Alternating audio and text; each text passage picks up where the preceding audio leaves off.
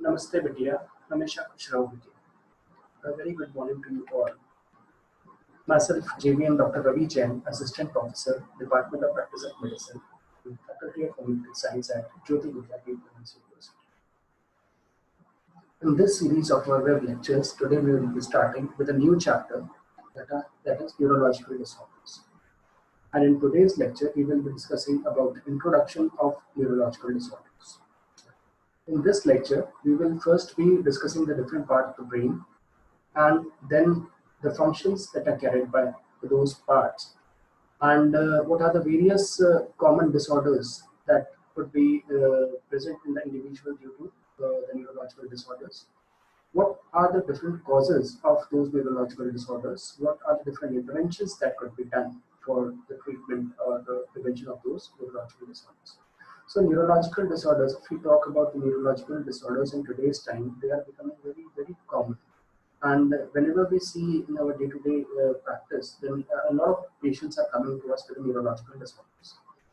हमें कई बार ऐसा लगता है कि ये क्यों हो रहा है पेशेंट हमारे पास में आते हैं जैसे सपोज हेडेक लेके हमारे पास में आ रहा है माइग्रेन स्पेशली माइग्रेन के बहुत पेशेंट्स आपके पास में आएंगे ट्राइजेमिनल न्यूरैल्जिया हो गया सीजर्स हो गया एपिलेप्सी तो कई डिजीजेस ऐसी होती है जिसका कोई ट्रीटमेंट मॉडर्न मेडिसिन में नहीं है सालों साल दवाइयाँ देते हैं पेशेंट्स को और उसकी वजह से कई सारे साइड इफेक्ट्स आते हैं पहले माना जाता था होम्योपैथ्स के लिए कि हम सिर्फ सिम्टम्स के बेसिस पे मेडिसिन दे देते हैं हमें डायग्नोसिस या जो पैथोलॉजिकल चेंजेस हैं जो भी हो रहे हैं उसके डिजीज के अंदर उससे मतलब नहीं होता बट अब आप लोग एक informed you are becoming a very informed homeopathic physician so it is very important for you to understand each and every aspect of every disease.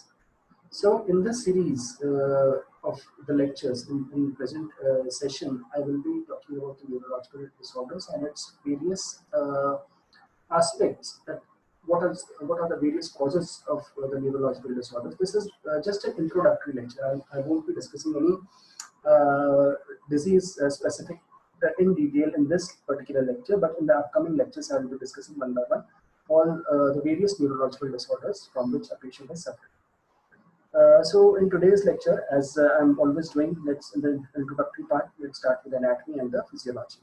We will try to understand or just to recall what you have studied in your first year. So this session is basically a recall session in which you are going to recall what you have studied in your first year anatomy, and also we will be having a brief review of the cranial nerves, the 13 pair of cranial nerves. We will be just recalling the names of those cranial nerves that you have already remembered in your physiology class.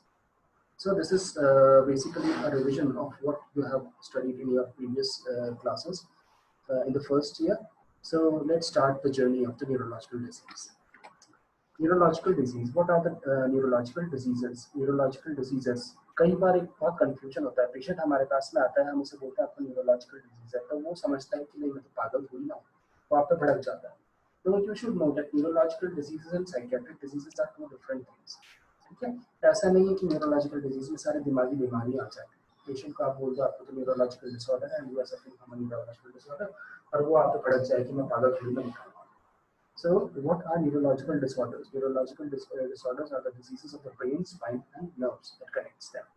So, the neurological diseases are constituted by our brain, the spine, and the various nerves. So, जितने भी nerve से related disease होती है, especially जैसे epilepsy हो गया या facial neuralgia हो गया या Bell's palsy हो गया या in general practice में भी हमारे पास जैसे sciatica बहुत आते हैं, neurological pains के patient बहुत आते हैं. So these are the various neurological disorders. These diseases are of central nervous and peripheral nervous system related. So these diseases are related to the central nervous system and to the peripheral nervous system. The structural, biochemical, and electrical abnormalities in the brain. Why these are happening? These diseases are happening because of the structural deformity, or the biochemical deformity, or the electrical abnormalities of the brain, spinal cord, and other nerves that result in the range of symptoms. These result in the wide variety of symptoms. Neurological disease covers hundreds of diseases that are very difficult to diagnose. There are more than 600 kind of nervous system diseases. Look in the variety of diseases. There are more than 600 type of diseases just related to the neurological system. Some are relatively common, but many are rare. You will only in your clinical practice throughout your life you will come across only few neurological diseases, but we have more than 600 types of neurological diseases that are mentioned in the books. So don't worry about that. I should know about each and every neurological disease. Never think of such thing. Just focus on the common neurological disorders that are commonly seen in the regular practice, so that you will be able to diagnose clinical condition and you can provide the appropriate management to such a patient. Now, knowledge of the relevant anatomy and physiology. I always say that you should know relevant anatomy and physiology of a particular system in order to get the proper knowledge of the system. Alright, so यहाँ पे भी हमें आपको मैं यही कहूँगा कि आप इस लेक्चर के बाद में अपनी एनाटॉमी बुक उठाएं, अपनी फिजियोलॉजी की बुक उठाएं, और उसके बाद में you should go through these topics again. The brain बहुत कम होम्योपैथिक मेडिकल कॉलेजेस में brain बहुत कम कराया जाता है. किसी भी होम्योपैथिक कॉलेज की बात करें, brain is the toughest topic और वही सबसे lightly इसको लिया जाता है. एनाटॉमी में भी फिजियोलॉजी में भी फंक्शंस ऑफ नर्वस सिस्टम नहीं बताए जाते. बहुत से कॉलेजेस में ऐसा होता है थ्रूआउट इंडिया. तो मैं किसी स्पेसिफिक कॉलेज के लिए नहीं कहूँगा, बट आपकी मेहनत होनी चाहिए. Medical college you are not taught, but it comes from the inside when you have to learn on your own. You have the books. There should be a zeal to know, to learn how this happens, why this happens. That should come from the inside, and you should learn these topics on your own. So the knowledge of the relevant anatomy and physiology of the nervous system helps to determine the site of the lesion. Depending upon the site of the lesion, हमारी brain में कहाँ पे lesion हुआ है उसकी वो decide करता है कि पेशेंट किस डिजीज से सफर करेगा या उसे कौन सी डिजीज हो रही है. So this is the cross section of the brain. ये आप देखिए, आपका ब्रेन का cross section आपको याद आ जाएगी सारी चीजें. That is outermost cortex area. The inner one is the cortex. Then we have the basic ganglia, the brain stem, spinal cord, cerebellum, and neurological. That the coverings of the spinal cord, neurometer, arachnoid, and pyometer. This is the structure of the brain with its different lobes. Right, this is the frontal lobe. We have the parietal lobe. We have the occipital temporal lobe, and this is the cerebellum. So, by this figure, I think there is some striking in your brain that will guide you towards the book, so that you can again go through these chapters in your anatomy book and you can learn more about them. Now, as I have told you that as you already know from the knowledge of anatomy, that each and every part of the brain has a specific function. Okay, so depending upon the site of lesion, it becomes slightly easier for you to get the knowledge about the lesion. Like I'll be discussing it in the next slide as well. This is the frontal lobe. First of all, just focus on the lobes of the brain. What are the different lobes? This is the frontal lobe. Then we have the primary motor cortex, central sulcus. We have the primary somatosensory cortex, parietal lobe. We have the occipital lobe. We have the cerebellum. We have temporal lobe. We have the Broca's area. Olfactory Broca's area. Line चलिए आपके Broca's area क्या function करता है? देखना आज book पे जाके. Vernix area. What is the function of the Vernix area? It should strike in your brain that what are the different functions of these areas. Now, coming to the in the last slides, we have revised the different areas of the brain, the different lobes of the brain. Now, function that is carried out by this particular part of the lobes. The frontal lobe performs the function of association area, speech, motor cortex. There is somatosensory function. In the parietal lobe, we have speech, taste, somatosensory association area. We are reading in the parietal lobe. The occipital lobe is related to the vision, visual association area. Temporal lobe is associated with the smell, hearing, auditory association area.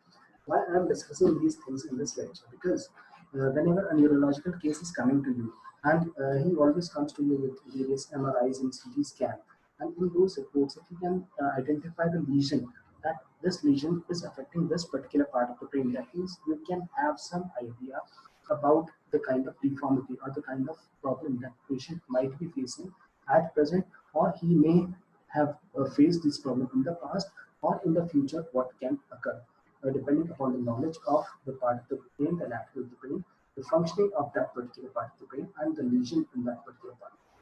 So this is very important for you to understand and remember the physiological functions of the brain.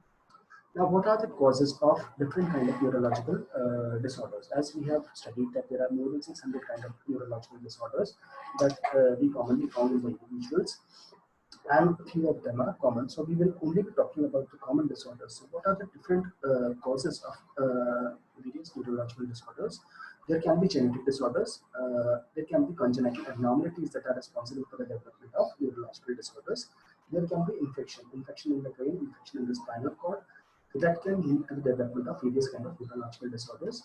There can be lifestyle or environmental factors that are responsible for the development of neurological disorders, like the malnutrition. And there can be injury to the head, सिर पे चोट लग गई, सब कुछ सही था, accident हुआ, सिर पे चोट लगी, उसके बाद में तकलीफ चालू हुई. So injury to the brain, injury to the spinal cord or to the nerve can lead to multiple types of neurological disorders. Metal poisoning, if a person is consuming metal in any form, that can lead to the development of neurological disorders due to the degeneration of nerves. Idiopathic, there are certain disorders in which the cause cannot be ascertained. We cannot find out the cause why that particular disease is happening in the individual. So those diseases are classified under idiopathic diseases in which the cause cannot be found. So what are the different causes that are responsible for the development of neurological disorders? There are genetic causes, congenital abnormalities, there are infections, there are lifestyle and environmental factors like malnutrition. There can be injury to the brain, to the spinal cord, to the nerves. There can be metal poisoning, and it can be idiopathic. Now, what are the common symptoms? I'm just talking about the common symptoms, not specific symptoms of a particular neurological disease. What are the common symptoms for which a patient is coming to you in the cases of neurological disorders? So the most common symptom after the nerve injury is paralysis. So the patient might be coming to you with a history of with complete paralysis, with a history of any injury in the past to the nerves, the brain, spinal cord, or nerves. So the patient can come to you with a symptom of complaint of paralysis. He can come to you with a condition of muscle weakness. The muscles are becoming weaker, and he's not able to perform the task. There can be poor coordination. The poor coordination, neuromuscular coordination can be defective. There can be loss of sensation. There can be loss of different things. There can be loss of sensation. There can be loss of taste. There can be loss of vision. There can be loss of hearing. Multiple things can be seen in this condition. There can be seizures. Seizures can be seen. A patient can come with a complaint of seizures or epilepsy. There can be a state of confusional mind. And there can be pain, the multiple pain that are neurological in origin, as I have told you about, for example, sciatic pain that is neurological in origin. And there can be altered level of consciousness. So the patient can come to you with a variety of symptoms. These are the common symptoms with which a patient is coming to you. Alright, so these are the various common symptoms with which a patient of neurological conditions are coming to you. I can revise them. It can be paralysis, muscle weakness. There can be poor coordination of the muscles. There can be loss of sensation. There can be seizures, confusion, pain, or altered level of consciousness. Now, what are the various interventions that could be done? Whenever a patient with neurological disease is coming to you, what are the various interventions that could be done in order to prevent the severity, the progression of the disease, and to make the patient, to relieve the symptoms of the patient? So, the various interventions that could be carried out in the cases of neurological diseases are as follows. The number one, preventive measures that could prevent the further deterioration of the nerve fibers and also further prevent the progression of disease. Lifestyle changes. If the disease is occurring due to the lifestyle disorders, then certain lifestyle changes could be done so that the patient, the disease cannot progress and the patient can live a healthy life. The physiotherapy or other therapy in the cases of severe damage to the nerve, when the paralysis is occurring or the muscle weakness is there, then the proper physiotherapy can be done, by which the muscle strength could be regained and the nerve fibers and the function, the lost function could be again improved. There can be neurorehabilitation. There are certain conditions in which we cannot reverse the injury, the extent of injury that has been taken place in the individual. In such cases, we have to advise rehabilitation to the patient. Neurorehabilitation when the nerve is damaged and that particular part is not working. So neurorehabilitation gives the patient an opportunity to live with that particular disability. The pain management. Whenever the nerve is involved, there can be certain pain conditions like Bell's palsy is there. And the facial neuralgia, trigeminal neuralgia. In Bell's palsy, there is not much pain, rather there is lack of sensations. But in trigeminal neuralgia, there are very severe pains that are happening in individual. The patient is in great agony, great pain, and that pain management has to be done in order to relieve the patient. The medications, intervention, when you cannot do much by supportive therapy, then medications have to be given to the patient for the relief of his complaints. Operations when the medication cannot help you in the treatment of a particular case, then you have to suggest operation in that particular disease condition. And specific diet, this is a very important thing that is always advised. Patient जब भी आपके पास में आता है जाने से पहले हमेशा पूछता है क्या खाऊं. Yeah, you have to advise him a proper diet, healthy diet, nutritious diet that can help in recovering the patient in that particular disease. Now, this is the revision of the 12 cranial nerves. You have already studied the 12 pair of cranial nerves, 1 to 12. I'm extremely sorry in the starting I told 13 because there was something more in my mind. 12 cranial nerves. The first is olfactory. Olfactory, that is for olfaction. There can be optic for vision. Oculomotor for motor and sensory, for the eyes. Cochlear for eyes. These the functions we will be discussing in the neurological examination. The function of each and every nerve we will be discussing in the practical class in the neurological examination. What and which function the particular nerve is giving. So olfactory nerve. I'm just going through the names of these nerves, and then we can go through the functioning from the physiology book. So the olfactory nerve can be there, optic, oculomotor. They can be trigeminal nerve, cochlear nerve. The abducent is there. The seventh cranial nerve, that is facial nerve. They can be vestibulocochlear. Glossopharyngeal nerve. They can be brachus, accessory, and hypoglossal. These are the 12 pair of cranial nerves that are commonly are present in the body, and we get a lot of disorders due to these defect in these cranial nerves. So this was all about the introduction topic of neurology. In the next lecture, we will be talking about headache. Right? So that was all about the introduction of the neurological disorders. This session was powered by Digital Session 2.0, the JAYOTI VIDYAPEETH Women's University. I hope you are satisfied with the digital session. If you have any query, please mention it in the comment box. I'll try to resolve it.